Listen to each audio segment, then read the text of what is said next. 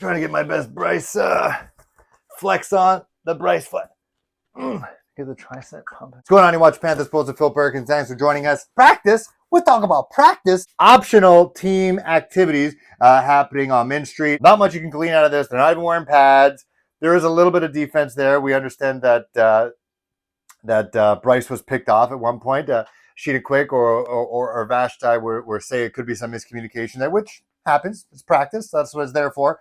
There's not much we can take out of it. I think the most that we could take out really is probably just from what they say in press conferences, how they're doing in their offseason, what they're up to. And, oh yeah, of course, some photos of your starting quarterback looking absolutely yoked out of his mind. But we're going to talk about that a little bit later. The one person that I thought came out the most, had me thinking a little bit, was Jaycee Horn.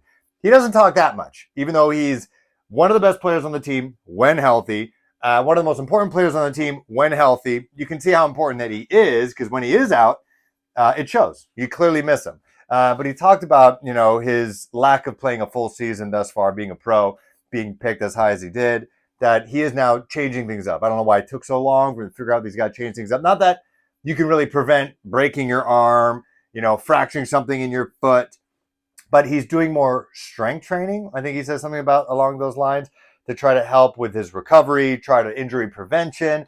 Yeah, I'd say being stronger will definitely, and having more muscle, and honestly, probably no one will say it out loud, maybe a little bit of fat could probably help with injury prevention a little bit, add a little cushion. One thing I did say about Jaycee when he had his first injury in Houston during prime time, this is pre-CJ Stroud, obviously, he broke his foot. And I was just looking at his shoes, and I am like a barefoot shoe guy. This is my running shoe. Look how wide that is. And it's not because I have like caveman feet, which I kind of do.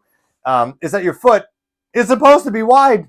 It just is. Like without shoes, you're running around your feet.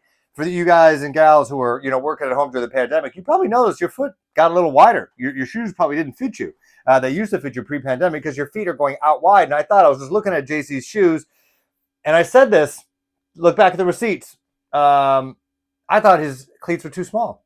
I thought his cleats maybe a size too small, maybe a bit too narrow.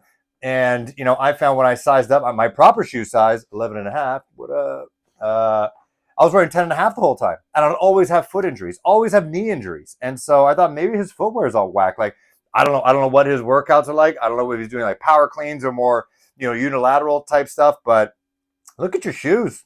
I think there's somebody on the, I think it's a Denver Nuggets who is wearing barefoot basketball shoes. And, when you crunch your feet in there, you see basketball players specifically, you see how messed up their toes are. It's because their shoes are so narrow. Shoes should be wider. It helps you with dispersed stress. So, JC, if you're watching this, maybe try to get some barefoot shoes, something like that. Barefoot cleats. You could be a pioneer in that. I've been drinking out of this cup since I started Panthers Post in 2020. Before that. And it's got my teams. You got the Panthers, got the Raptors, got the Blue Jays. Didn't have enough space for other teams. But if you guys want something like this, is this something you guys want? Because if you're like me, you like multiple teams. If I could add Carolina Hurricanes on this, if I can add Tottenham Hotspur, if I can add the Maple Leafs somewhere on the bottom because they make me sad, I would. And I have another cup like that. If you guys have your teams, you're a Dookie, you're a Tar Heel, and you also like the Panthers, and you also like, Charlotte FC, you like the Atlanta Braves, and you want to put all in one mug. Why not just consolidate your fandom? Put it on this mug. Let me know. I'm not selling anything now. I just want to know if the appetite is out there. I was just drinking out of this today. I'm like, you know what? I want another one of these, but with more jerseys. Let me know. If this is something that you guys like, hit me up in the comments, and I'll tally it, and I'll put it out there. I'll make it a reasonably priced. I'm not trying to make money. I just think it's cool. All right, I've waited long enough. Let's talk about Bryce Young's right arm. Let's do it. If ESPN was located in Charlotte, they'll be talking about this every single day. But since they're not, and nobody likes the Panthers outside of Charlotte, we're going to talk about it. I'm sure the other guys talk about it as well, the other vlogs. This is peak late May OTA type material. There's a photo that the Panthers knowingly put out there showing Bryce Young mid follow-through on a pass. And the man's right arm looks like he's been riding bulls during the Calgary Stampede for 10 years. It is massive. Now, as a science major, as a kinesiology health science major, I don't think that is his arm at rest. Your body is 78% water. he is mid-throwing the ball.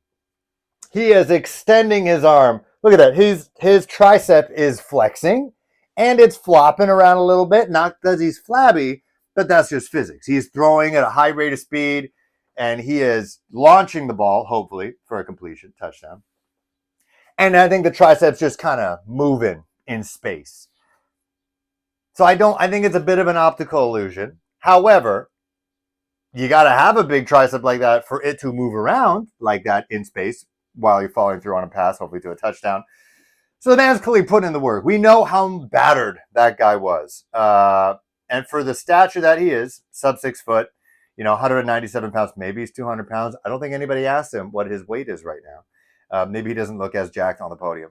But it's only a matter of time that someone at that stature is going to last as long as we would like in the pros, getting laid out like that. Mind you, the offensive line is a lot better in the middle. They're playing a scheme that is to the strengths of Ike Ekwonu. Taylor Moton's always going to be pretty solid, but it's only going to be a matter of time that one hit, even on a Cam Newton, as we unfortunately know, can knock a guy out. He's 6'6", 280 during the season. But for a quarterback that's like 5'10", 197, it's only a matter of time before they break. Their half-life is a lot shorter than someone like a Cam Newton, Josh Allen, Lamar Jackson, who is freaking jacked. So obviously someone got into his ear and said, hey, you got to put on a little bit of muscle, maybe a little bit of fat. Honestly, like I said, some cushion for real, which is good. And you see that with these smaller quarterbacks and every quarterback. You see everyone getting more jacked once they get on the NFL nutrition plan, the weight training program, all that stuff.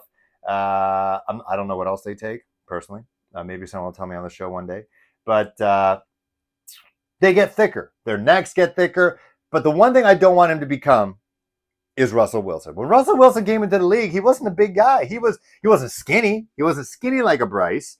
But he was like a Drew Brees. Again, not like a jack guy. But and this is a dynamic quarterback, undersized, got hit a good amount. Got hit because he made so many plays out of pocket, out of play. He got thicker as the year. And also when you get older, like Bryce Young's 21, 22 years old, you get thicker with time. There's a reason why they call it dad strength, grown man strength. Your forearms, your fingers, everything just gets thicker. And as Russell Wilson got thicker, his weight went up, his thickness went up, musculature went up, his speed and agility went down. And that was kind of Russell Wilson's bread and butter, the fact that he could, he was a magician out there. And he lost that. He lost that speed. He lost that, elite quickness because he got thicker. He was doing things that, Tiger Woods went through the same way. Tiger Woods used to train with the Marines wearing like military boots and running in the sand and lifting all these weights and all that stuff. And because the power that he generated out of his back eventually tore his body up. That's why you see guys like Scotty Scheffler. I mentioned him because he's at the top of the news story because he got arrested for whatever. He's not a jack guy. I don't know how many injuries that guy's gonna sustain in his career. Hopefully none. But just physics. When you're bigger and you're generating more power, your bones don't get bigger. They might get a little denser, but your ligaments don't get bigger. They don't get stronger. So you're putting a lot more stress on them. So Tiger Woods, injury prone.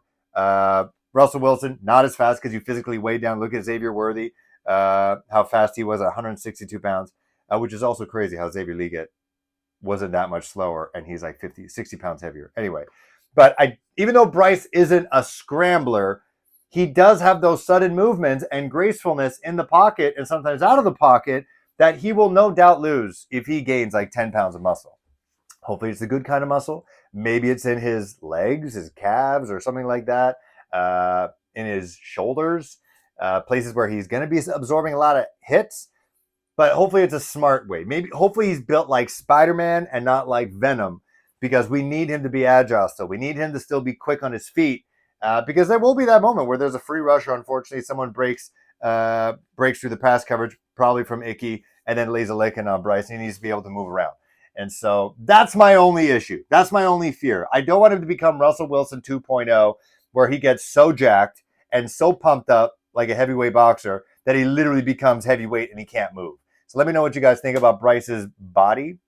Should he just stay the way he is or add a little bit of weight? Or do you want him to be, you don't want to be Russell Wilson. If it comes to the Super Bowl, fine.